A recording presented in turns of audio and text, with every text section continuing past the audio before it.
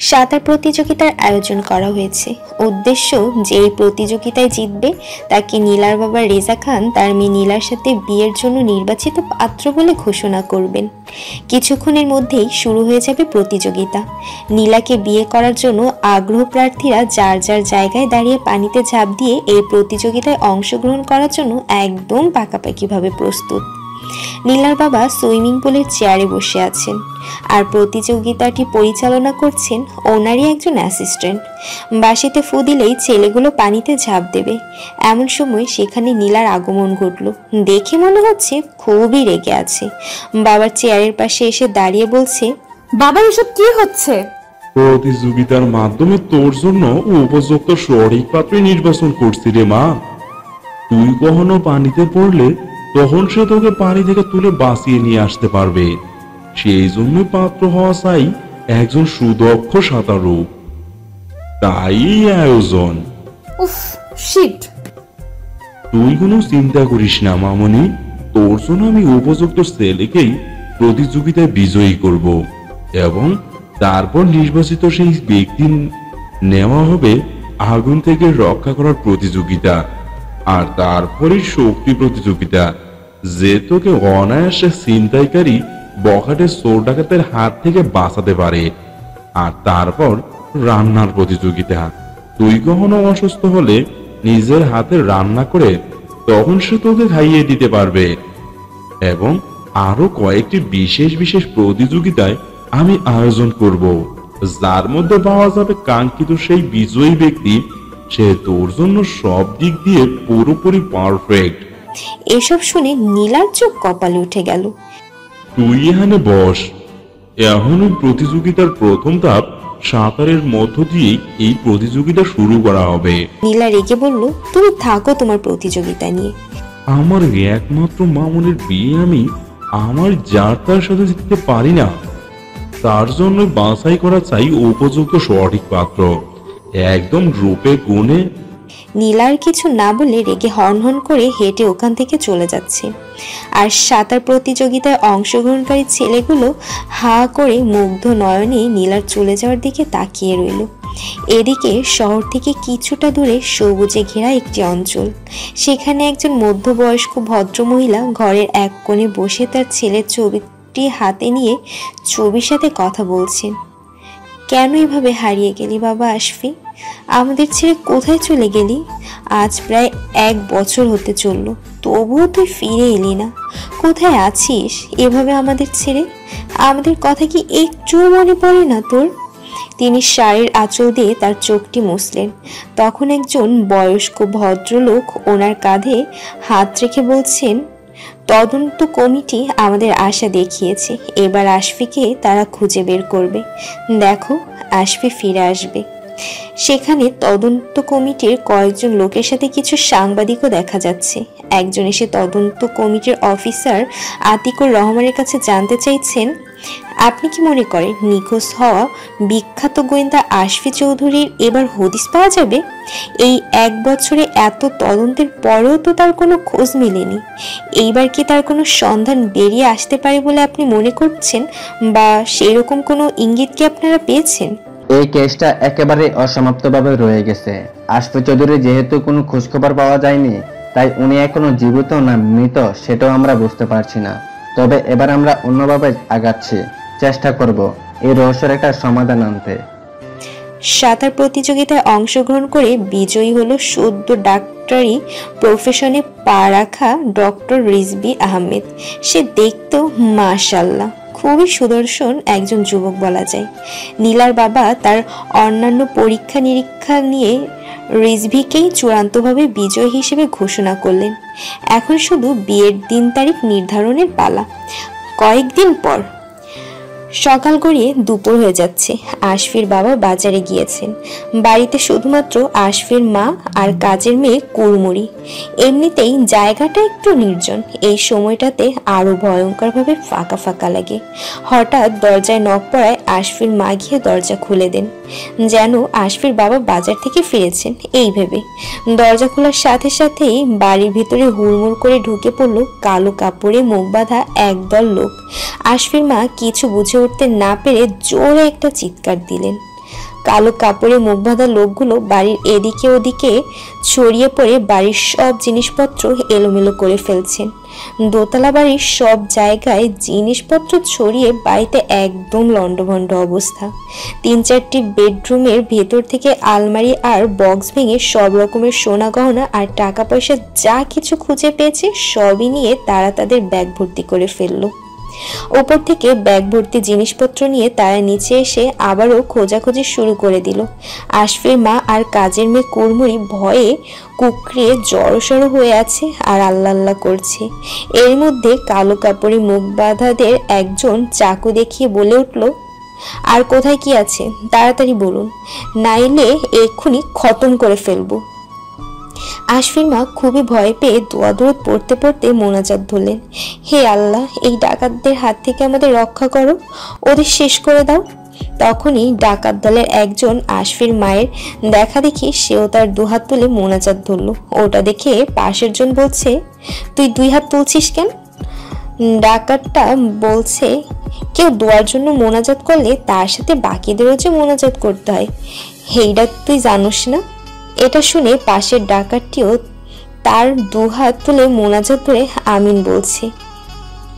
আশফির মা চোখ বন্ধ করে মোনাজাত ধরে দোয়া করছেন ডাকাতদের থেকে রক্ষা পাওয়ার জন্য, আর ওনারা পাশে দাঁড়িয়ে 2 জন ডাকাতও মোনাজাত ধরে আমিন বলছে। সেই সময় অন্য একজন ডাকাত এদিকে এসে বলছে, এই বেটা, তোরা এইখানে কি করস? তোরা মোনাজাত ধরছস কে? মোনাজাত ধরার ডাকাতটা বলে উঠল, আরে মোনাজাত ধর। আশফির মা বলছে, আল্লাহ, এই ডাকাতদের শেষ করে দাও, রক্ষা করো আমাদের, ওদের শেষ করে দাও। এটা শুনে ডাকাতটা চেঁচিয়ে উঠল, আরে বেটা, এই মহিলা তো আমাকে মরবার কইতাছে।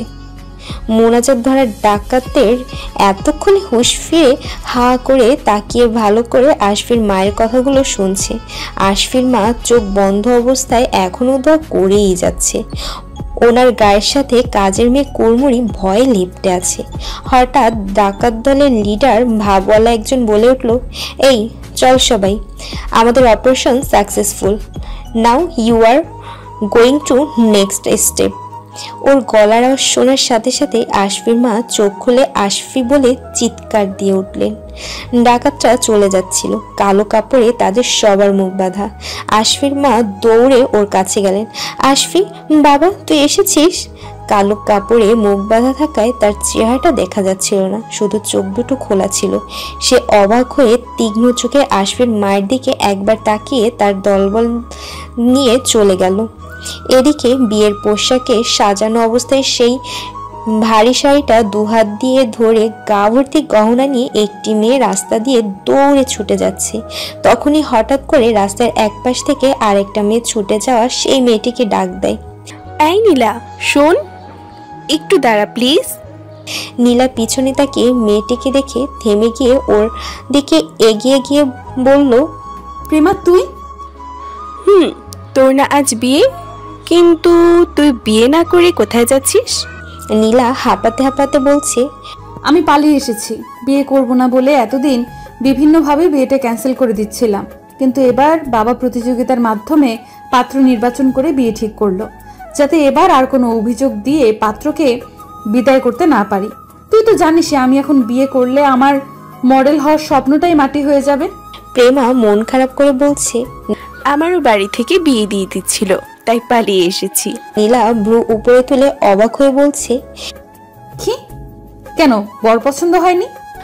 আরে পুরো ডাকাতের মতো দেখতে একজনের সাথে বিয়ে দিয়ে দিচ্ছিল, তবে সে অনেক পয়সাওয়ালা। আমি পয়সা দিয়ে কি করব?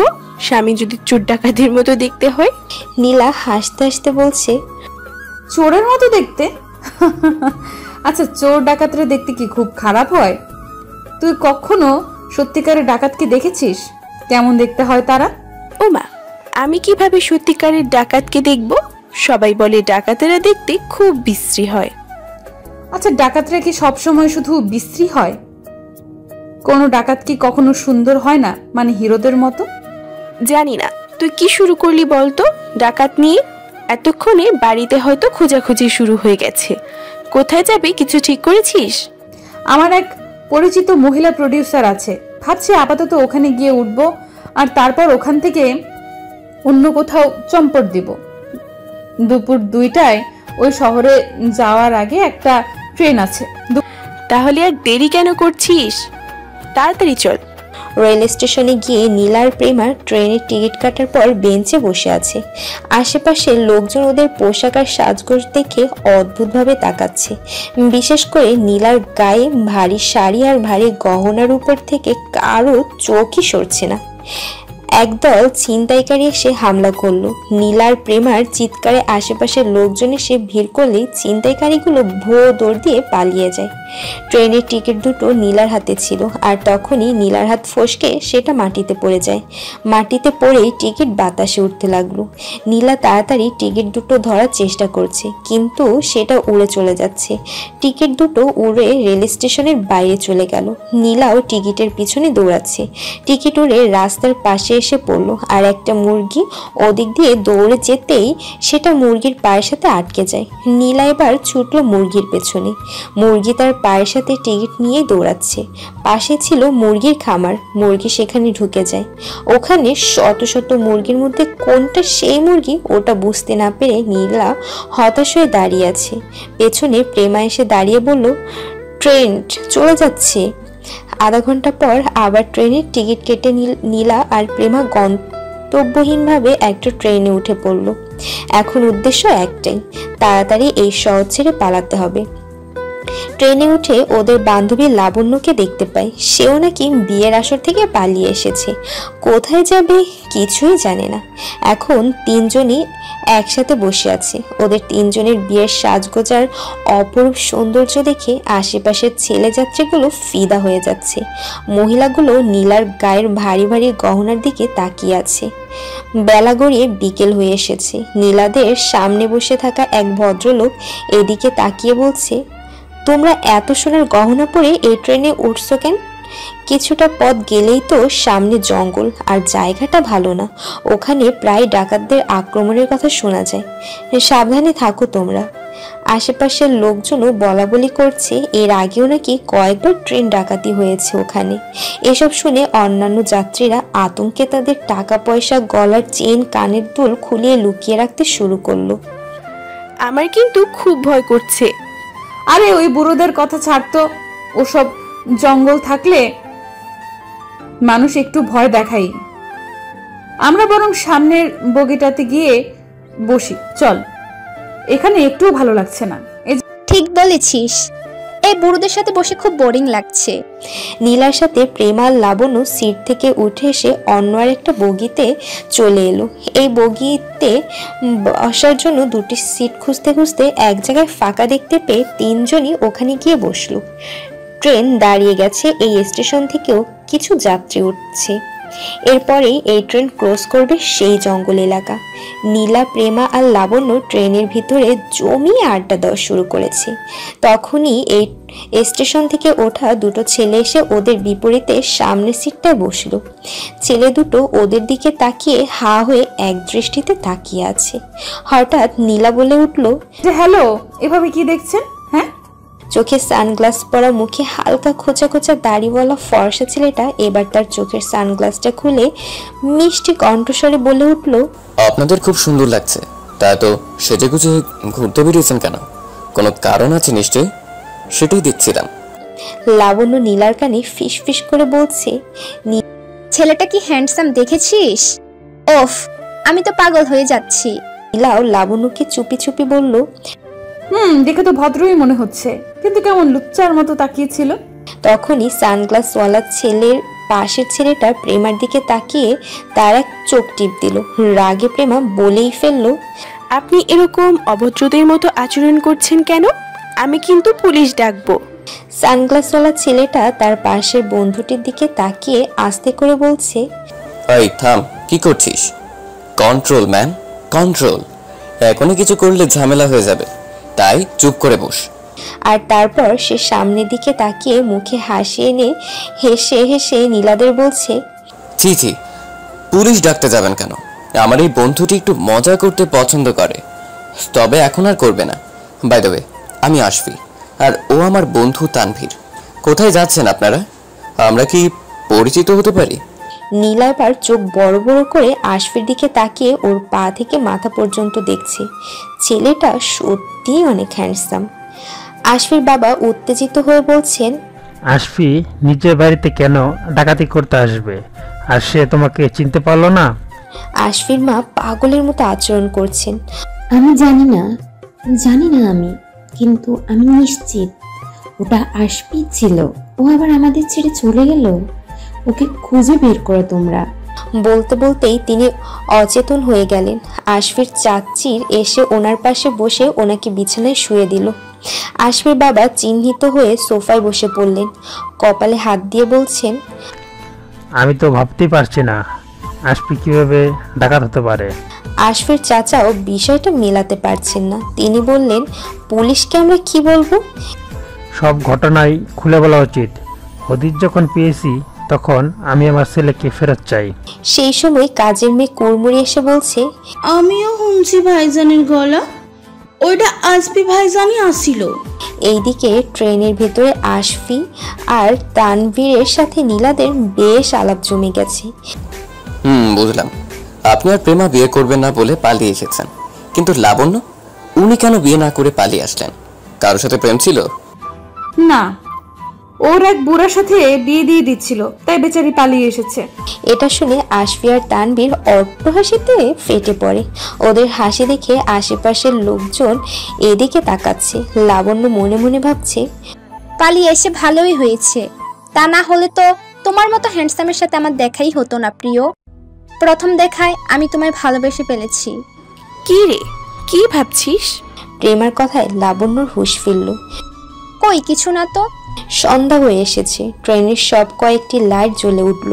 দুপাশে ঘন জঙ্গলের ভিতর দিয়ে ঝিকঝিক করে ট্রেন ছুটে যাচ্ছে।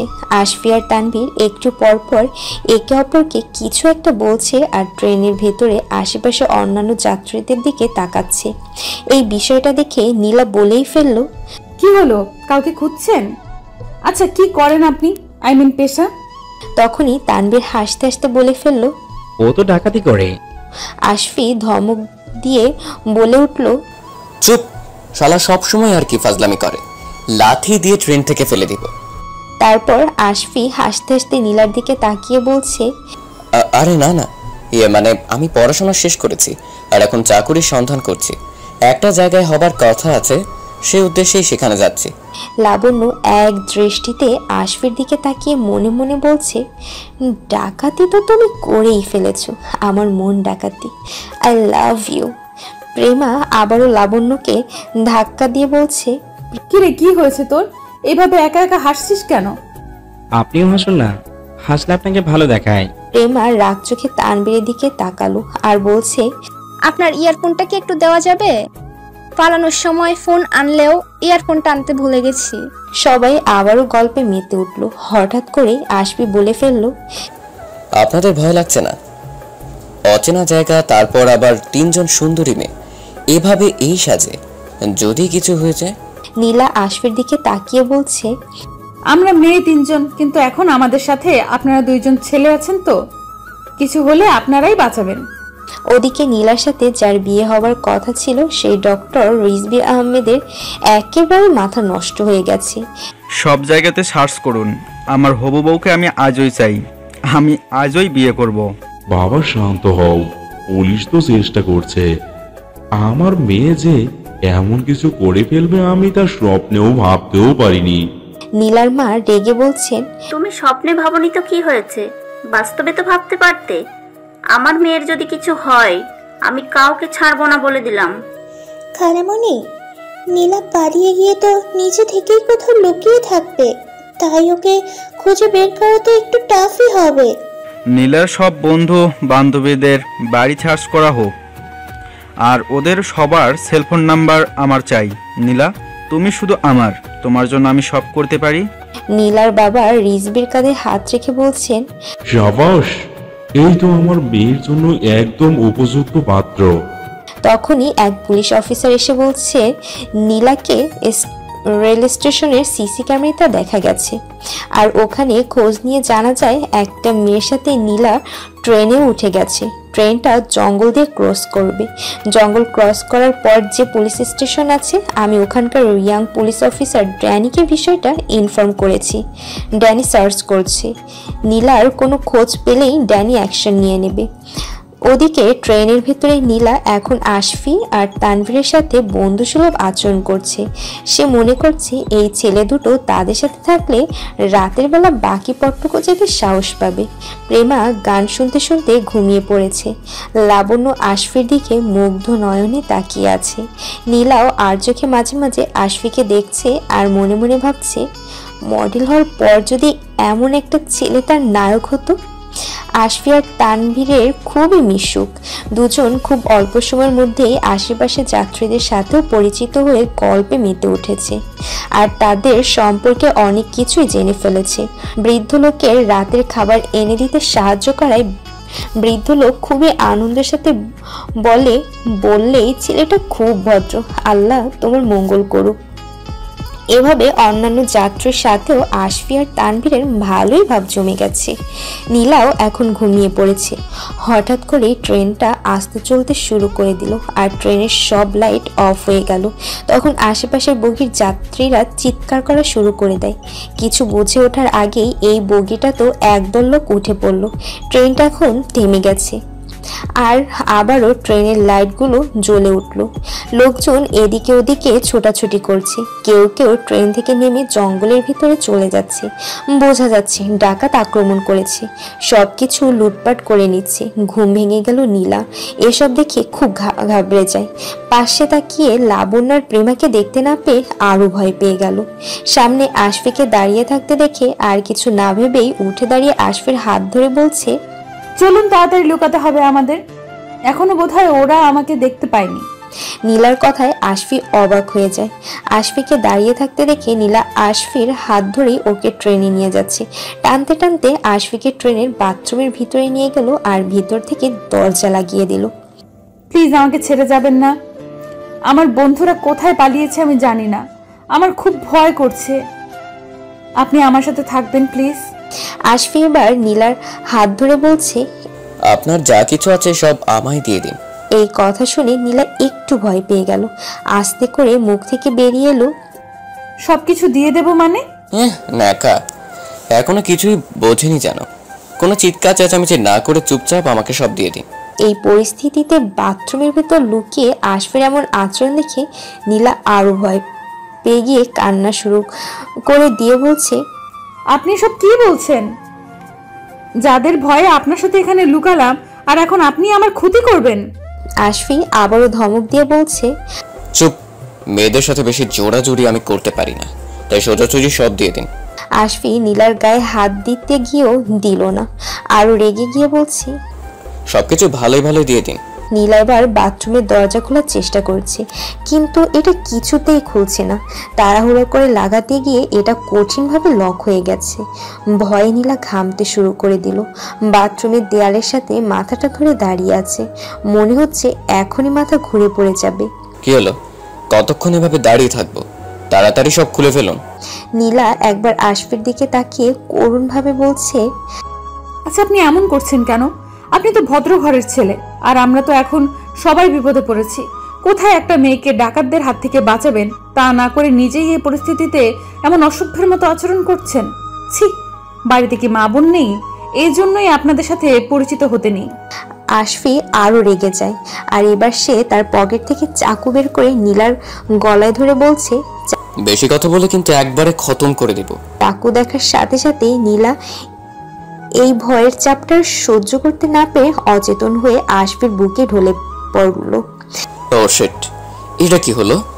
আমি তো মেয়েদের গায়ে হাত দিতে পারি না, এখন এর শরীর থেকে গহনা খুলবো কি করে? আশফি নীলাকে এক হাতে ধরে রেখে অন্য হাতে তার চাবুকটা পকেটে ঢুকিয়ে ফেলল আর বাথরুমের কল থেকে কিছুটা পানি নিয়ে নীলার মুখে ছিটিয়ে দেয়। হুঁশ ফেরার সাথে সাথে নীলা জোরে একটা চিৎকার দিল। নীলার চিৎকারে দুজন ডাকাত এসে বাইরে থেকে বাথরুমের দরজা খোলার চেষ্টা করছে। তখন ভেতর থেকে আশফি আওয়াজ দিল, ভিতরে কাজ চলছে, তোরা আর এখানে ডিস্টার্ব করিস না। একটা বড় টোপ পেয়েছি, আশফির কথা শুনে ডাকাতগুলো অন্যান্য যাত্রীদের কাছে চলে গেল। আশফি আবারও নীলার দিকে তাকিয়ে রেগে বলছে, তাড়াতাড়ি সব খুলে ফেলুন, না হলে খতম করে দেব। নীলা ভয়ার্ত চোখে আশফির দিকে তাকিয়ে আছে। পুলিশের গাড়ির হুইসেল শুনে আশফি তাড়াতাড়ি বাথরুমের দরজা ভেঙে নীলাকে অচেতন অবস্থায় কোলে তুলে নিয়ে ট্রেন থেকে নেমে জঙ্গলের ভিতর চলে গেল। এভাবে হঠাৎ পুলিশের আগমন ঘটায় ডাকাতগুলো পুরোপুরি অপ্রস্তুত ছিল, তাই তারা ওখান থেকে কোনোভাবে পালিয়ে যায়। নীলার চেতনা আসলে সে নিজেকে একটা ছোট্ট ঘরে আবিষ্কার করে, মনে হচ্ছে খড়ের ঘর। বিছানা থেকে উঠে বসে চারদিকে ভালো করে দেখতে দেখতেই মনে পড়ে গেল ট্রেনের ভয়ঙ্করভাবে ডাকাত দলের আক্রমণের কথা। তখনই ঘরের মধ্যে আশফি এসে উপস্থিত হয়। যা আছে সব তাড়াতাড়ি দিয়ে দিন এবার। হঠাৎ করে কোথা থেকে যেন নীলার রাগ চেপে এলো। আরে কি দিয়ে দেব, সেই কখন থেকে আমাকে বিরক্ত করছেন। এখনো বুঝতে পারছো না? তুমি আমাকে এখানে নিয়ে এসেছো, তাই না? একবার যদি আমার বাবা জানতে পারে তোমার কি হাল হবে তুমি ভাবতেও পারবে না। আশফি হাসতে হাসতে বলছে, তাই নাকি? তোমার বাবার অনেক টাকা পয়সা, তাই না? তাহলে তো তোমাকে দিয়ে আরো একটা বড় টোপ মারা যাবে। নীলা এখনো বুঝতে পারছে না আশফি কি বলছে। সে মনে করেছে আশফি তার শরীরের দিকে নজর দিয়েছে, কিন্তু আশফি তো ওকে নয়, ওর শরীরের গহনাগুলো চাচ্ছে। একদমই আমার কাছে আসবে না বলে দিলাম। আমি তো কাছে আসতে চাইছি না।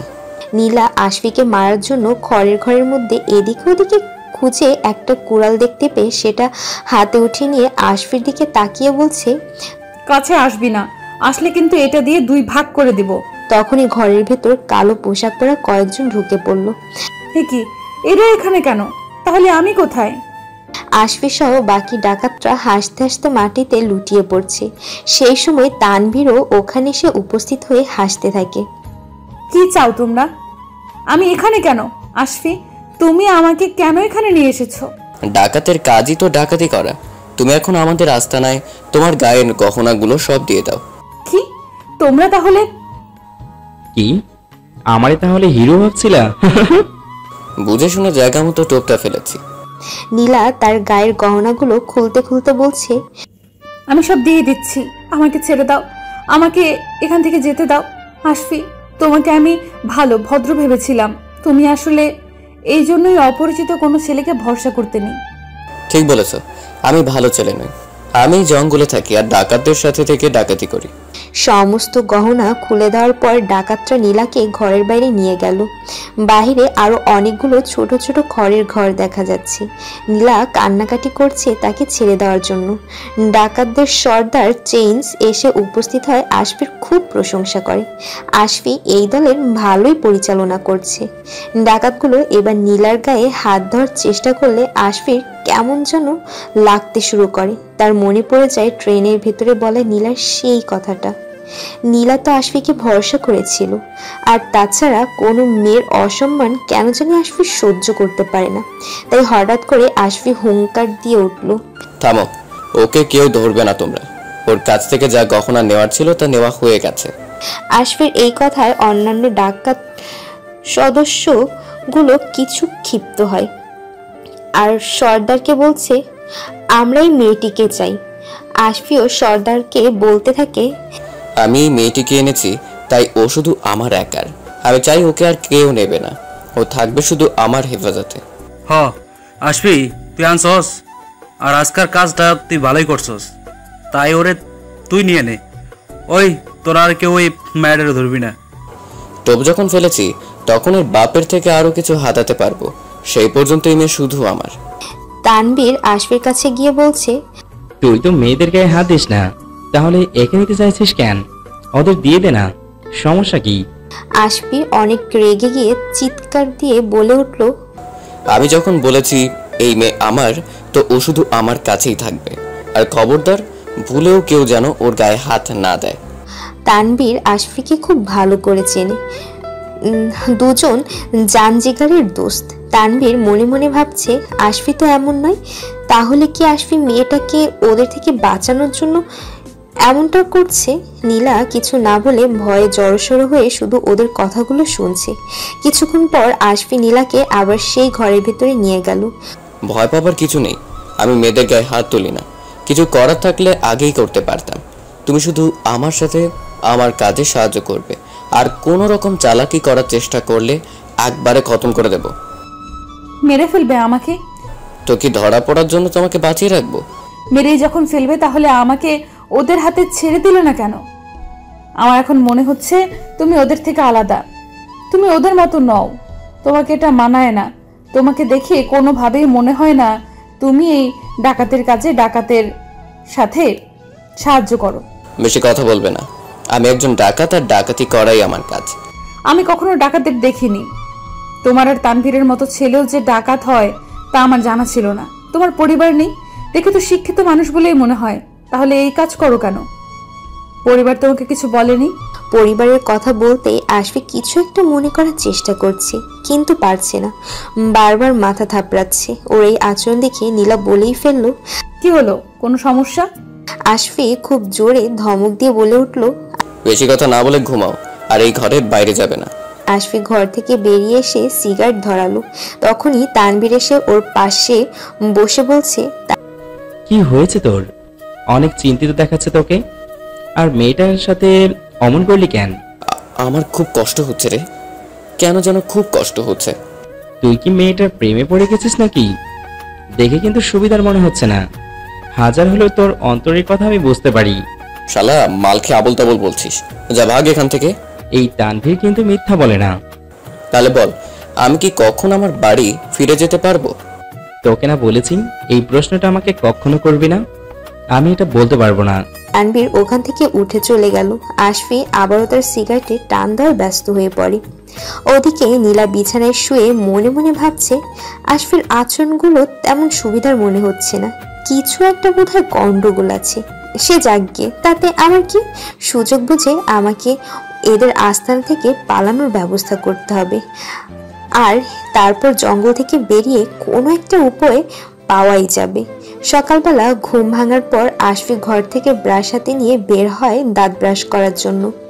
বাইরে বের হয়ে দেখলো তানভীরও দাঁত ব্রাশ করছে। কিছুক্ষণ পর ব্রাশ করা শেষ হলে মুখ ধোয়ার পর আশফি বুঝতে পারলো ব্রাশটা ওর নয়, এটা তানভীরের ব্রাশ। আশফি তানভীরের দিকে তাকিয়ে বলছে, আজ আমার ব্রাশ নিয়ে ব্রাশ করে ফেলেছিস?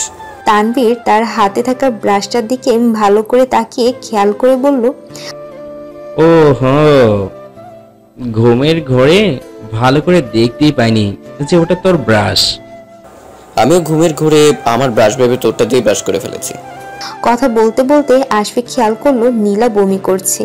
তার মানে ও ঘরের বাইরে বেরিয়ে এসে এতক্ষণ আমাদের কথা শুনছিল। কিছুক্ষণ পর নীলা স্বাভাবিক হলেও বারবার ওয়াকথু করছে আর বলছে, ছি কি নোংরা তোমরা। এটা শুনে তানভীর হাসতে হাসতে বলল, আরে ম্যাডাম, এরকম তো আমাদের মাঝে প্রায় হয়। চাঞ্জিকারের দোষ বলে কথা, ওটা আমার আর আমারটা ওর। ডাকাতগুলোকে লুচ্চা দৃষ্টিতে তাকিয়ে থাকতে দেখে নীলা ঘরের ভিতরে চলে গেল। আশফি এসে নীলাকে খাবার দিয়ে বলছে, পালানোর কোনো মতলব থাকলে সেটা বাদ দাও। এই ঘন জঙ্গলে পথ না চিনতে পারলে হারিয়ে যাবে। কি চাই তোমার? এবার তোমার বাড়িতে ডাকাতে হবে, আর সেটা করতে সাহায্য করবে তুমি। কি? আমি নিজের বাড়িতে ডাকাতি করতে সাহায্য করব? আর আমি তো বাড়ি থেকে পালিয়েছি, আমি এখন বাড়ি ফিরতে চাই না। তুমি শুধু পথ দেখাবে, আর তোমাকে বাড়ি ফিরতে দিচ্ছে কে? গিয়ে তো তুমি পুলিশকে সব বলে দেবে। আমি কিচ্ছু বলবো না, আমাকে যেতে দাও, আমি অন্য কোথাও চলে যাব। চুপ, বেশি কথা বললে একদম শেষ করে দেবো। আশফি ঘর থেকে বেরিয়ে এলো। হঠাৎ কিছু বুঝে ওঠার আগেই কয়েকজন ডাকাত এসে আশফিকে ধরে অন্য আরেকটা ঘরে নিয়ে গিয়ে বেঁধে ফেললো। কি করছিস তোরা? ছাড় আমাকে। সেখানে ডাকাত সর্দার চেঞ্জ আর তার সহকারী মোহন ডাকাত এসে উপস্থিত হয়। আশফি চেঁচিয়ে বলছে, এসবের মানে কি? মোহন ডাকাত এবার বলতে শুরু করলো, তুই জেনে গেছিস তাই না? তোকে না বলেছিলাম আমার ব্যতীত বেশি কিছু জানার চেষ্টা করবি না। তুই আসবি, শুধু ওটাই জেনে রাখ, আমাদের দলের সাথে থেকে আমাদের সাথে বেইমানি করবি তুই। মনে রাখিস, তোকে সেদিন এই আমরাই বাঁচিয়েছিলাম, আর এখন ফিরে গিয়ে তুই পুলিশকে সব বলে দিয়ে আমাদের ফাঁসাবি তাই না? আশফি অবাক হয়ে বলছে, আমি কিছুই জানি না, জানতেও পারিও নি। আমি শুধু এটা জানি আমি আশফি, আর আমার একটাই প্রশ্ন, ওই বাড়িতে ডাকাতি করতে গিয়ে ওই মহিলা আমার নাম কি করে জানলো? তার তো আমাকে চেনার কথা নয়। আমি কি তাকে চিনি? আমার তো কিছুই মনে পড়ছে না। এই 1 বছরে তো এমন কিছু হয়নি, তাহলে বাড়িতে গিয়ে কেন এটা হলো? মোহন একটা বাঁকা হাসি দিয়ে বলছে, তুই সত্যি আর কিছু জানতে পারিসনি। দলের লোকেরা কিন্তু তোর সাথেই ছিল। ওই মহিলা তোকে চেনে কি চেনে না তা আমরা জানি না। এখন তুই যদি ফিরে গিয়ে আমাদের বাঁচাতে চাস, আমি কত কঠোর পরিশ্রম করে এই ডাকাত বাহিনী গড়ে তুলেছি। আমি কোথায় ছিলাম, কে আমি, সেসব আমার কিছুই মনে নেই। তোমাদের সাথে এতদিন থেকে তারপর ফিরে গিয়ে আমি বেইমানি করতে পারবো না। আশফিকে ছেড়ে দাও, ও কিছু জানে না। আর দলের সাথে বেইমানি করলে তার শাস্তি একটাই, মৃত্যু। এদিকে নীলা ঘর থেকে বের হতে গেলেই ডাকাতগুলো আশফিকে ওই ঘরে আটকে রেখে বের হয়ে এলো। তাই নীলা পালাতে না পেরে আবার ঘরের ভিতর ঢুকে যায়। তানভীর ডাকাতদের বারবার বোঝানোর চেষ্টা করছে আশফি এখানে তার পরিচয় জানতে পারেনি। ইনজেকশনের প্রভাবে এখনও তার স্মৃতি ড্যামেজ হয়ে আছে। সে যে একজন গোয়েন্দা, আর সে যেই ডাকাতগুলোকে এসে ফাঁদে পড়ে গিয়ে নিজেও একদিন ডাকাত হয়ে যায়, সেসব সে কিছুই মনে করতে পারেনি। এখন মনে করতে পারলেই তো আমাদের বিপদ। ও যখন একবার হদিস পেয়েছে, তাই ওকে এখন বাঁচিয়ে রাখাই আমাদের জন্য ঝুঁকিপূর্ণ। হাজার হলেও গোয়েন্দা আসবি, মাথার ভিতরে যখন ঢুকেছে, তাহলে ওই বাড়ি গিয়ে আবার নিজের পরিচয় খোঁজার চেষ্টা করবে। তবে আমাদের সাথে থেকে এই 1 বছরে সে ভালোই দক্ষতার সাথে কাজ করেছে। তাইলে এখন কি করুম? ওই বাড়িটা কার বাড়ি আছিল? ওই এনে যাই এই ঝামেলাটা হইল। পুরোটা তো ভালোই কামের, ওরে মাইরে ফেলাইলে তো আমাকে হইলস। একটা উপায় আছে। যেভাবে একদিন গোয়েন্দা আসবির মাথা নষ্ট করে দিয়ে ডাকাত আসবি বানিয়েছিলাম, ঠিক সেভাবেই ওকে আবার আরেকটা ইঞ্জেকশন দিয়ে নিজের নামটাও ভুলিয়ে দিতে হবে। ঠিক কইছো মোহন। তাইলে ওই আজকের ঘটনা সহ সব ভুইলা নিজের নামটা ভুলে যাইব। তখন ওরে আমরা আবার নতুন করে সব শিখাই কামে লাগামু। তোমার বুদ্ধি তারিফ করুন লাগে। আপনি মনে হয় ভুলে গেছেন, আমি একসময় ল্যাবে গবেষণার কাজ করতাম। বুদ্ধি তো আমার একটু বেশি থাকবে। এদিকে কাল রাতে পুলিশের অভিযানে ট্রেনের ভিতরে নীলাকে খুঁজে পাওয়া যায়নি। ডাকাতদের আক্রমণের জন্য নীলা জঙ্গলের ভিতর পালিয়ে গেছে বলে তারা ধারণা করছেন। নীলার সেই হবু বর রিজবি নীলার খোঁজ পেতে অস্থির হয়ে বারবার পুলিশ অফিসার ড্যানিকে ফোন করছে। ড্যানির কাছে নীলার কয়েকটা ছবি পাঠানো হয়েছে। পুলিশ অফিসার ড্যানি নীলার ছবি দেখে নীলার প্রেমে পড়ে যায়। তাই সে নিজেই এবার নীলাকে খুঁজে বের করতে জঙ্গলে অভিযান চালাবে। সবাইকে তৈরি থাকতে বলো, আমি এখনই বের হব। Yes sir. এরপর ড্যানি তার পুলিশ দলবল নিয়ে জঙ্গলের ভেতরে অভিযান চালিয়ে জঙ্গলের ভেতরে পথ হারানো নীলার বান্ধবী প্রেমার লাবণ্যকে খুঁজে পায়। প্রেমার লাবণ্যকে খুঁজে পেয়ে ড্যানির মুখে হাসি ফুটে উঠল। তাহলে এবার নীলাকেও খুঁজে পাওয়া যাবে। ট্রেনে জানালা দিয়ে পালিয়ে আসার সময় নীলাকে আমরা ট্রেনের ভিতরে আশফি নামের এক ছেলের সাথে রেখে এসেছিলাম। তোমরা তো নীলার মতো বাইর থেকে পালিয়ে এসেছো। তোমাদের বাইর থেকেও পুলিশের কাছে ইনফর্ম করেছি। এখন বাড়িতে জানিয়ে দিই, ওরা চিন্তা করছেন। না না, এখনই বাড়িতে জানাবেন না প্লিজ। আগে নীলাকে খুঁজে পাই তারপর। কেন, কোনো প্রেমিক আছে নাকি যে তার সাথে পালাবে? লাবণ্য হাসতে হাসতে বলছে, হ্যাঁ আমার আছে। না মানে আমার প্রেমিককে আগে খুঁজে পাই, তারপর বাড়িতে জানাবো। আগে জানাবেন না প্লিজ। লাবণ্য মনে মনে আবার আশফির দেখা পেতে চাইছে। আর এবার দেখা হলে আশফিকে তার মনের কথা জানিয়ে ওকে নিয়ে দূরে কোথাও পালিয়ে যাবে। আশফি হয়তো ওর মতো সুন্দরীর ভালোবাসা ফেলতেই পারবে না, এটা ভেবেই লাবণ্যর মনে প্রেমের জোয়ার বয়ে যাচ্ছে। ড্যানিও মনে প্রেমা নিয়ে নীলার দেখা পেতে হন্য হয়ে জঙ্গলের ভিতর অভিযান চালাচ্ছে। ওদিকে আড়াল থেকে ডাকাতদের সব কথা শুনে নীলার শরীর ঠান্ডা হয়ে গেছে। এই আশফি তাহলে একজন গোয়েন্দা ছিল, কিন্তু কিভাবে তারা আশফি এই অবস্থা করলো? এখন আবার ইনজেকশন দিতে চাইছে।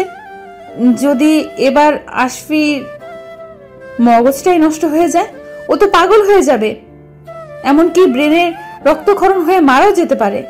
আশফির জন্য নীলার খুব খারাপ লাগছে। ডাকাতরা এখন আশফিকে নিয়েই ব্যস্ত। শহর থেকে একজন ডাক্তারকে কিডন্যাপ করে আনা হয়েছে এবং ইনজেকশনও প্রস্তুত। এই সুযোগে নীলা তার পালানোর ব্যবস্থা করে ফেলেছে। ঘরের পেছনের সাইডটা কেটে ঘর থেকে বের হয়ে আসলো নীলা। রাতের অন্ধকারে জঙ্গলের পথ ভালোভাবে চেনা যাচ্ছে না। ঝিঝি পোকার আওয়াজ আর মাঝে মাঝে প্যাঁচার ডাকের শব্দ শোনা যাচ্ছে। হাঁটার সময় পায়ের নিচে শুকনো পাতাগুলো মরমর করে উঠছে। খুব ভয় করছে এই গভীর জঙ্গলে। কোনো দিক যাবে কিছুই বুঝতে পারছে না। চাঁদের আলোয় যেটুকু পথ দেখা যাচ্ছে সেটুকু দেখেই হাঁটছে। দুই পাশে ঘন গাছপালা আর লতা পাতার মধ্যে শুধু অন্ধকার। হঠাৎ করেই নীলার আশফির কথা মনে হতেই ভয়ের সুরে শিউরে উঠল। আশফি তো কালোকে ডাকাতদের হাত থেকে বাঁচিয়েছিল, তাহলে আজ আশফিকে এরকম বিপদের মুখে কিভাবে ফেলে এলো সে? কিন্তু সে একা একটা মেয়ে হয়ে ডাকাতদের সাথে লড়ে কিভাবে আশফিকে বাঁচাবে? আমি সামনে এগোতে পারছি না কেন? শুধু আশফির কথাই মনে হচ্ছে। ওরা কি ওকে মেরে ফেললো? আশফি ছিল বলেই কাল আমার কোনো ক্ষতি হয়নি, আর আজও নিরাপদেই আছি। আমার কি ওর জন্য কিছু করা উচিত? ওই কথাগুলো শোনার পর ওর জন্য খুব মায়া হচ্ছে আমার, কিন্তু এখন কি করব? হঠাৎ করেই একটা বন্য পশুর ডাকের আওয়াজ শুনে ভয় নীলা দৌড়ে আবার এদিকে চলে এলো। দূরে মশালের আলোতে ডাকাতদের আস্তানাটা দেখা যাচ্ছে। আস্তানার পেছনে চুপি চুপি এসে মশাল নিয়ে নীলা ঘরগুলোতে আগুন লাগিয়ে দিয়েছে। ডাকাতগুলো ছোটাছুটি করে এখন আগুন নেভাতে ব্যস্ত। এই ফাঁকে নীলা লুকিয়ে আশফির ঘরের দিকে চলে গেল। ঘরে ঢুকে আশফিকে হাত পা বাঁধা অবস্থায় দেখে তাড়াতাড়ি ওদিকে ছুটে গিয়ে দড়ির বাঁধনগুলো খুলে দিতে থাকে। আশফি কিছুটা অবাক হলেও চারপাশে আগুন দেখে নীলার সাথে দ্রুত ঘর থেকে বেরিয়ে আসলো। নীলা আশফির হাত টেনে ধরে বলছে, থ্যাংক গড তুমি ঠিক আছো। তাড়াতাড়ি চলো, আমাদের এখনই পালাতে হবে। এখানে আগুন লেগে গেছে, আর আমার দলকে ছেড়ে আমি পালিয়ে যাব? রাখো তোমার দল, ওরা তোমাকে মেরে ফেলতে চেয়েছিল। তাড়াতাড়ি চলো। আমি তোমার কথা কেন শুনবো? তখনই ডাকাত সর্দার চেঞ্জ এদিকে চলে আসলো। ওই মায়াটাই আগুন লাগাই দিছে, ওরে আমি ছাড়বো না। ওই তোরা কি করে ধর। সেই সময় একজন ডাকাত সদস্য ছুটে এসে বলছে, সর্দার সব তো পুইরা যাইতাছে, ওই ঘরের মালামালগুলো এখন কি করুন? বিরাট বড় ক্ষতি হইয়া যাইব সর্দার। ডাকাত সর্দার চেঞ্জ দেখার জন্য ওদিকে চলে গেল। ডাকাতি করার সব ধন সম্পদ গুলো ওই ঘরেই রয়েছে। ঘরের আগুন চারদিকে ছড়িয়ে পড়ছে। নীলা আবারও আশফির হাত ধরে টানছে। এখানে দাঁড়িয়ে আছো কেন? বাঁচতে চাইলে তাড়াতাড়ি চলো। আমি দলের সাথে বেইমানি করতে পারবো না। আশফিকে ঘরের বাইরে দেখে তানভীর দৌড়ে এদিকে চলে আসলো আর হাঁপাতে হাঁপাতে, আশফি তুই এই সুযোগে পালিয়ে যা। তুই জানিস না ওরা তোর সাথে কি করতে চেয়েছিল। আমি তোকে সাহায্য করেছি, জানতে পারলে আমাকেও সাথে মেরে দিত। তুই নীলাকে নিয়ে তাড়াতাড়ি চলে যা। মোহন ডাকাত চেঁচিয়ে বলছে। ডাকাতগুলো ওদের ধরতে আসলেই হঠাৎ পুলিশের গুলির আওয়াজ শোনা যায়। তানভীর চেঁচিয়ে বলছে, পুলিশ? তাড়াতাড়ি দৌড় লাগা। পুলিশ দেখে নীলারও মনে হয়ে গেল এখন পুলিশের হাতে পড়লে তো বাড়িতে খবর চলে যাবে, আর তখন আবার বাড়িতে নিয়ে গিয়ে ওই রিজবির সাথে বিয়ে দিতে চাইবে। নীলা আর কিছু না ভেবেই পালানোর জন্য আশফির এক হাত ধরে টানছে, আর ওদিকে তানভীরও আশফির অন্য হাত ধরে টানছে। পুলিশের জিপ থেকে নামার সাথেই পুলিশ অফিসার ড্যানির ওদের দিকে চোখ গেল। নীলাকে দেখার সাথেই ড্যানি ওকে চিনে ফেলেছে। আশফি আর এক মুহূর্ত দেরি না করে নীলার তানভীরের সাথে অন্ধকার জঙ্গলের ভিতর দৌড় দিল। ড্যানি পেছন থেকে ওদের ধরার জন্য ডাকছে, নীলা দাঁড়াও। কিন্তু ততক্ষণে ওরা অন্ধকারের কোন দিকে হারিয়ে গেছে তা বোঝা যাচ্ছে না। ডাকাত সর্দার চেঞ্জ আর মোহন ডাকাতও দলের কয়েকজন নিয়ে পালিয়ে গেছে। ড্যানি ডাকাত দলের এক সদস্যকে ধরে তার পেটে একটা ঘুষি দিয়ে বলছে, ওই মেয়েটিকে তোরা ধরে এনেছিস? ও কার সাথে পালিয়ে গেল? ওই দুইটা ছেলে কে?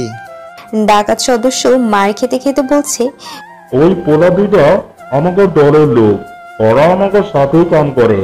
অন্ধকারে এই গভীর জঙ্গলে পথ চেনা যাচ্ছে না। দৌড়াতে দৌড়াতে ওরা কোন দিক চলে এসেছে তা বোঝা যাচ্ছে না, শুধু ছুটেই চলছে। হঠাৎ নীলার শাড়ির আঁচলটা একটা গাছের ডালের সাথে আটকে গেল। অন্ধকারে নীলা ওটা ছাড়াতেও পারছে না। কোনো উপায় না পেয়ে পুরো শাড়িটাই খুলে ফেলে দিল।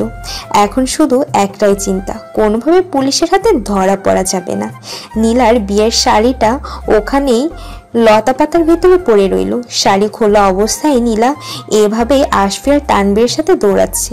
ভোর হয়ে গেছে। ড্যানি থানায় ফিরে এসে নীলার বাসায় খবর দিল যে নীলার খোঁজ পাওয়া গিয়েছে। সে নীলার বাবা আর নীলার হবু বর রিজবিকে ফোনে বলল, নীলাকে জঙ্গলের ভিতরে ডাকাতের আস্তানে পাওয়া গেছে। আর সেখানে পুলিশে যাওয়ায় নীলা এক ডাকাতেরা ছেলের হাত ধরে পালিয়েছে। এখন জঙ্গলে তাদের ধরার জন্য খোঁজ চলছে। এই খবর শুনে রিজবি খুব উত্তেজিত হয়ে যায়। কি, আমার নীলা একটা ডাকাতের সাথে পালিয়েছে? আমি কি নীলার যোগ্য নই? শেষ পর্যন্ত নীলা একটা ডাকাতকে, ছি, আমি এটা মানতে পারছি না। আমার মধ্যে কি নেই যা ওই ডাকাতের মধ্যে আছে, যার কারণে নীলা আমায় বিয়ে না করে ওই ডাকাতের কাছে চলে গেল? না, এটা হতে পারে না। নীলা শুধু আমার, আমি ওকে বিয়ে করব। আপনি তাড়াতাড়ি ওই ডাকাতকে সহ নীলাকে খুঁজে বের করুন। পুলিশ অফিসার ড্যানি আর কি বলবে? নীলাকে আশফির হাত ধরে পালাতে দেখে তার নিজেরই বুকের ভেতরটা ফেটে যাচ্ছিল। সে মনে মনে ঠিক করে নিয়েছে প্রাণ দিয়ে হলেও নীলাকে সে খুঁজে বের করবে, আর তাকে খুঁজে পাওয়ার খবরটা আর নীলার বাড়িতে দেবে না, লুকিয়ে রেখে নিজেই নীলাকে বিয়ে করবে। এদিকে একটা ডাকাতের সাথে মেয়ে পালিয়ে গেছে বলে নীলার বাবা রেজা খান হার্ট অ্যাটাক করে এখন হাসপাতালে ভর্তি। এমনিতেই মেয়ে বিয়ের আসর থেকে পালিয়ে গিয়ে মান সম্মান সব শেষ করে দিয়েছে, তারপর আবার এই ডাকাতের সাথে পালানোর খবরটা পেয়ে উনি আর এই চাপটা নিতে পারেননি। পাড়া প্রতিবেশী আত্মীয় স্বজনেরা সবাই ছিছি করছে। নিউজ পেপার আর ভিডিওতেও পুলিশের অভিযানে এই ডাকাতদের খবরটা ছড়িয়ে গেছে। বিখ্যাত শিল্পপতি রেজা খানের মেয়ে নীলা খান ডাকাতের সাথে পালিয়ে গেছে। সবার মুখে এখন একটাই কথা, ছি, শেষ পর্যন্ত মেয়ে একটা ডাকাতের সাথে পালালো, ছি ছি। নীলার মা এসব শুনে অচেতন হয়ে গেছেন। নীলার খালা আর চাচি ওনার পাশে বসে ওনাকে সামলাচ্ছেন। এই খবর পেয়ে নীলারাও দাদিও অসুস্থ হয়ে পড়েছেন। বাড়িতে ডাক্তার আনা হয়েছে। নীলার হবু বর রিজবির মেজাজ এখন চরমে। তার মাথার ভিতর সব কিছু উল্টোপাল্টো হয়ে গেছে। সে আর এখানে বসে থাকতে না পেরে গাড়ি নিয়ে ওই জঙ্গলের উদ্দেশ্যে নীলার খোঁজে বেরিয়ে পড়ল। আশফি, তানভীর আর নীলা কোনো এক পাহাড়ি নদীর ধারে পাশাপাশি শুয়ে তিনজন ঘুমাচ্ছে। হঠাৎ আশফির ঘুম ভেঙে গেল। উঠে বসে চোখ ডলতে ডলতেই পাশে শোয়া নীলার দিকে তাকাতে আশফির চোখ কপালে উঠে যায়। দেখি নীলা যে একদম শাড়ি ছাড়া শুয়ে আছে, ওর শাড়ি কোথায় গেল? কাল রাতের অন্ধকারে তো ভালো করে খেয়ালই করেনি। আশফি তাড়াতাড়ি নীলার দিক থেকে তার চোখ সরিয়ে দুই হাত দিয়ে নিজের চোখ ঢেকে ফেলল, কিন্তু আঙ্গুলের ফাঁক দিয়ে আর চোখে আশফি আবারও শাড়ি ছাড়া ঘুমন্ত নীলাকে দেখছে। তানভীর এখনো ঘুমিয়ে আছে, তাই এসব সে কিছুই দেখতে পায়নি। আশফি না চাওয়া সত্ত্বেও তার চোখ আঙ্গুলের ফাঁক দিয়ে বারবার ঘুমন্ত নীলার দিকেই চলে যাচ্ছে। শাড়ি খোলা অবস্থায় ঘুমন্ত নীলার দিকে আশফি তাকিয়ে আছে। চোখের উপর থেকে হাত সরিয়ে নির্লজ্জের মতো আবারও ভালোভাবে দেখার জন্য এগিয়ে এসে বসলো। তাকিয়ে থাকতে থাকতে আশফি নীলার গালের দিয়ে আলতো করে ছুঁয়ে দেয়। গালে কারো হাতের স্পর্শ পেয়ে নীলা একটু নড়ে চড়ে উঠল, কিন্তু ঘুম ভাঙল না। শরীরে শাড়ি জড়ানো নেই বলে নীলার গলা আর তলপেট সবই দেখা যাচ্ছে। আশফি কেন যেন এভাবে নির্লজ্জের মতো নীলাকে এই অবস্থায় দেখছে সেটা সে নিজেও বুঝতে পারছে না। হঠাৎ করে সে নীলার পেটে হাত দেওয়ার সাথেই নীলা জেগে যায়। ঘুম ভেঙে যাওয়ায় নীলা আশফিকে দেখে উঠে বসলো। পাশেই পাহাড়ি নদীর বয়ে যাওয়া স্রোতের শব্দটা শোনা যাচ্ছে। সকালবেলায় সূর্যের আলোটা এসে পড়েছে জঙ্গলের ভিতর। আলো গাছ আর লতা পাতার ভিতরে এক ঝকমকে আলোর আভাস সৃষ্টি করেছে। আশফি এখনো একইভাবে নীলাকে দেখে যাচ্ছে। আশফি এভাবে তাকিয়ে থাকতে দেখে নীলা একবার নিজের দিকে তাকিয়ে আবার আশফির দিকে তাকিয়ে বলল, কি দেখছো? নীলার খেয়ালই ছিল না যে ওর গায়ে এখন শাড়িটা নেই। হঠাৎ করেই নিজের দিকে তাকিয়ে বুঝে গেল আশফি কেন ওকে এভাবে দেখছে। ছি ছি, এতক্ষণ ধরে এই অবস্থায় দেখছে কে জানে। নীলা তাড়াতাড়ি উঠে পাশে একটা বড় মোটা গাছের আড়ালে দাঁড়িয়ে আশফির থেকে নিচেকে আড়াল করে নিল। নীলা উঠে যাওয়ায় যেন আশফির মনোযোগ নষ্ট হলো। সে আরো কিছুক্ষণ এভাবে নীলাকে দেখতে চেয়েছিল। সেজন্য আশফিও উঠে দাঁড়িয়ে নির্লজ্জের মতো এখানে সেই নীলার সামনে দাঁড়ায়। আশফিকে দেখে নীলা ওখান থেকে সরে গেল। আশফিও নীলার দিকে সরে যাচ্ছে। মনে হচ্ছে আশফি একটা ঘোরের মধ্যে চলে গেছে। নীলা এক পা করে পিছিয়ে যাচ্ছে আর আশফি নীলার দিকে এক পা করেই এগোচ্ছে। কি হচ্ছে? তুমি এমন করছো কেন? যাও নিজের জায়গায় গিয়ে বসো। আশফি কিছু না বলে নীলার দিকে একইভাবে এগোচ্ছে। তুমি এমন করছো কেন? তুমি তো ভদ্র ছেলে, তুমি এমন করতে পারো না। না, তুমি ভুলে গেছো আমি একজন ডাকাত। ডাকাত, কিন্তু ভদ্র ডাকাত। তুমি এমন করতে পারো না। তোমাকে দেখার পর আর সেটা হচ্ছে না। এভাবে পেছাতে পেছাতে নীলা একটা গাছের সাথে ঠেকে গেল আর আশফিও এখানে এসে থেমে যায়। এসব কি হচ্ছে? আশফি এবার নীলার কোমরে হাত দিয়ে নীলাকে ধরে ফেললো। কোমরে হাত রাখার সাথেই নীলা কেঁপে ওঠে আর একবার চোখের পলক ফেলে আশফির দিকে তাকায়। আশফি এক দৃষ্টিতেই নীলার দিকে তাকিয়ে আছে। নীলাও এবার আশফির চোখের দিকে তাকিয়ে বোঝার চেষ্টা করছে আশফি এখন কি করতে চাইছে। আশফি নীলার গালে এক হাত রেখে আবারও গাল ছুঁয়ে দিচ্ছে আর এবার ঠোঁটেও হাত চলে এলো। আশফি নীলার আরো কাছে এসে নীলার ঠোঁট বরাবর চুমু দিতে যাবে, সেই সময় তানভীর বলে উঠল, আশফি তুই ঝোপের ভিতরে কি করছিস?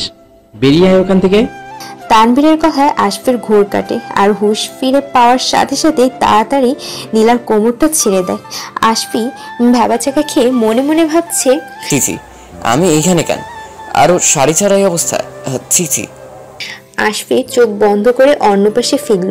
ওই শালা, তুই বের হবি নাকি আমি ওখানে আসব? আর নীলা কোথায়?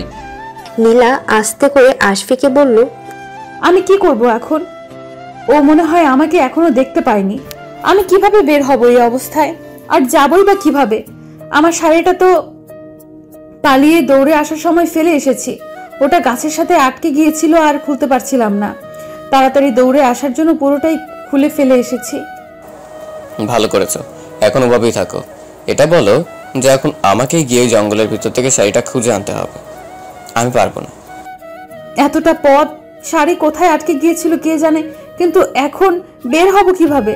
ও তো আমাকে এই অবস্থায় দেখে ফেলবে। প্লিজ। আশফি তার গায়ের শার্টটা খুলতে খুলতে বলছে, আচ্ছা আচ্ছা ঠিক আছে, এই মেয়ে নিশ্চয়ই মানুষ নিয়ে যত বিপদ। এই কাকে বিপদ বলছো? আমি এখানে এসেছি নাকি তুমি আমাকে ছিনতাই করে এনেছো?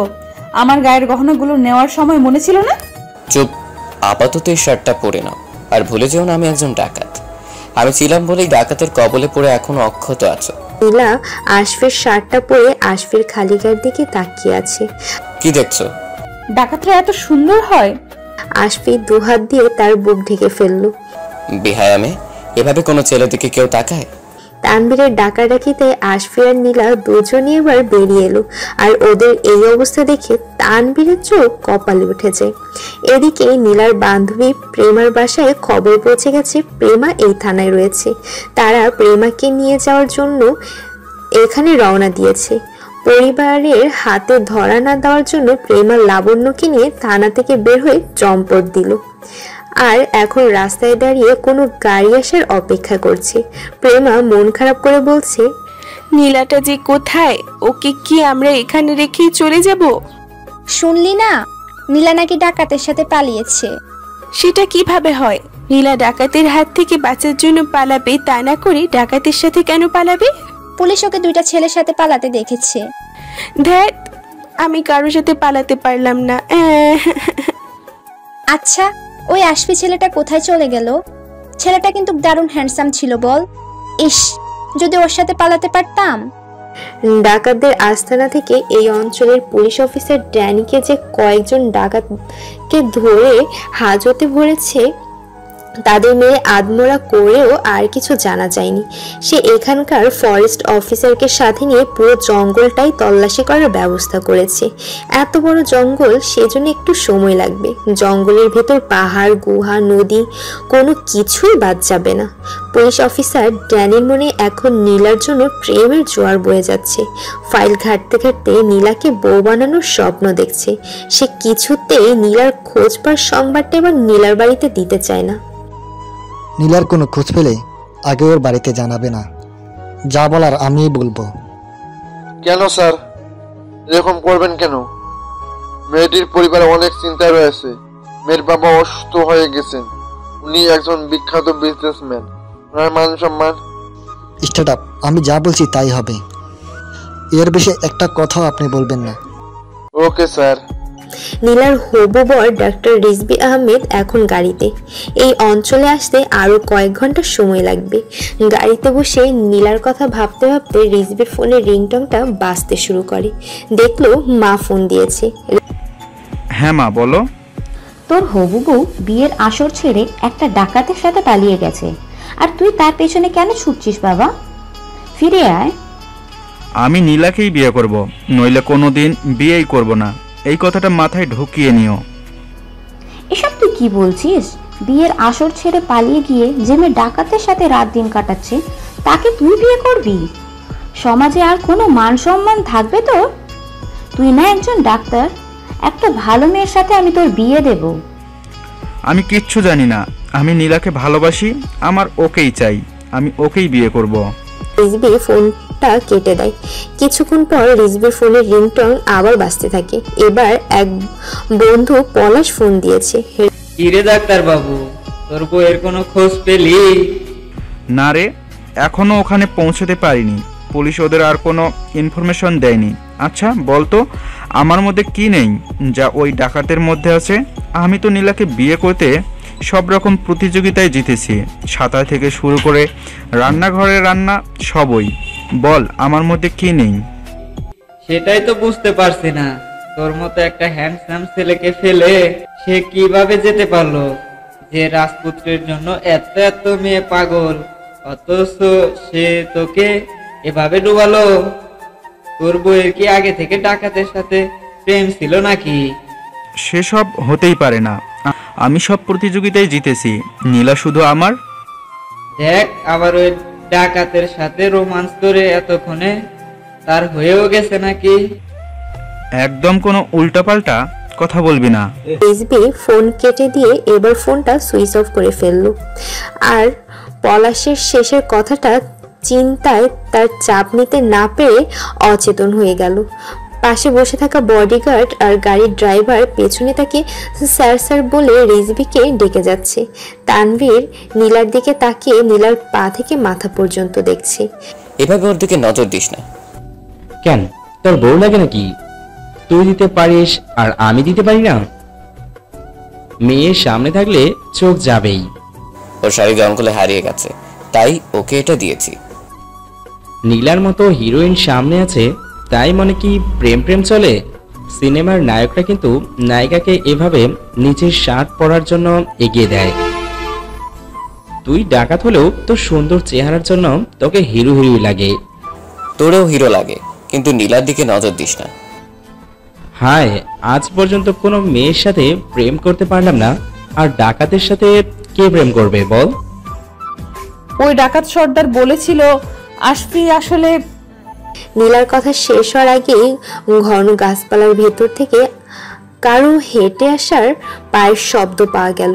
মোহন ডাকাত চিল্লিয়ে বলছে, সর্দার ওই যে ওরা। ওই হারামজাদা দুইটারে ধর। আর তানভীর, ওরে ছোটবেলা থেকে পাইলে বড় কইরা আজ আমার লগেই বেমেনি করলো, ওরে আমি জানতে রাখবো না। আশফি আর তানভীর পাশে বয়ে চলা পাহাড়ি নদীতে ঝাঁপ দেয়। নীলা সাঁতার না জানায় তীরের পাশেই দাঁড়িয়ে থাকে। নীলাকে দাঁড়িয়ে থাকতে দেখে আশফি আবার এদিকে সে নীলার হাত ধরে হ্যাচকা টান দিয়ে পানিতে ফেলে দেয়। হা করে দাঁড়িয়ে না থেকে সাঁতার কেটে আমাদের পেছনে আসো। পানিতে পড়ে নীলা হাবুডুবু খাচ্ছে আর বলছে, আমি সাঁতার জানি না। ডাকাতগুলো ওদের ধরার জন্য পানিতে ঝাঁপ দিল। আশফি আর কোনো উপায় না পেয়ে নীলাকে নিজের পিঠের উপর নিয়েই সাঁতার কাটা শুরু করলো। পিঠের উপর নীলার ভরের জন্য ভালোভাবে সাঁতার কাটতেও পারছে না, তারপরও চেষ্টা চালিয়ে যাচ্ছে। নীলা ভয়ে দুহাত আশফির গলা ধরে আছে। কিছু দূর যাওয়ার পর স্রোতটা খুব প্রবল হয়ে গেল। এখন তানভীর, আশফি আর নীলা স্রোতে ভেসে যাচ্ছে। অবস্থা বেগতিক দেখে ডাকাতগুলো ডালপালা ধরে পানি থেকে কোনোভাবে তীরে উঠে পড়ল। ভাসতে ভাসতে সামনে খাদ চলে আসলো। এবার সবাই ঝর্ণার মতো পানির স্রোতের সাথে নিচে পড়ছে। তিনজনই গলা ফাটিয়ে চিল্লাচ্ছে। নীলা এখনো আশফির গলা ধরে জড়িয়ে রয়েছে। নিচে পড়ে আবারও স্রোতে ভেসে যাচ্ছে। এভাবে ভাসতে ভাসতে কোন দিকে যাচ্ছে বোঝা যাচ্ছে না। সামনে আরো একটা খাদ, আবারও ঝর্ণার মতো পানির স্রোতের সাথে তিনজন নিচে পড়ছে এবং আবারও তিনজনের বড়সড় চিৎকার। নীলা একদম আশফির খালি গায়ের সাথে লিপ্টে রয়েছে। এবার নিচে পড়ে পানির স্রোতটা একটু কম মনে হচ্ছে, তাই তানভীর সাঁতরের সামনের পাথরটার উপর উঠে গেল। তারপর অন্য পাথরগুলোতে পা দিয়ে তীরে যাওয়ার জন্য হাঁটতে থাকে। আশফিও নীলাকে নিয়ে পাথরের উপর উঠে পড়ে। পিচ্ছিল পাথরে নীলার পা রাখার সাথেই পড়ে যাচ্ছিল, তখন আশফি ওকে ধরে ফেললো। আমি এরকম ভাবে কখনোই হাঁটিনি, আমি পড়ে যাব। তুমি সামনে এগো, আমি ধরে আছি। ভয়ে নীলা হাঁটছে না, পাথরের উপর দাঁড়িয়ে আশফিকে জড়িয়ে ধরে আছে। তীরে দাঁড়িয়ে তানভীর ওদের এইভাবে দেখে হাসছে। পড়ে গেলে আমি আছি তো, আশফির উপর ভরসা নেই। এই ডাকাত কেমন এক্সপার্ট তা তো এতক্ষণ দেখলেই। এত বড় বড় পিচ্ছিল পাথর দিয়ে যদি একবার পড়ে যাই তাহলে আমার পা ভেঙে যাবে। তাহলে এখানে থাকো, আমি তানভীরের সাথে চলে গেলাম। এই না, আমাকে একা রেখে যেও না প্লিজ।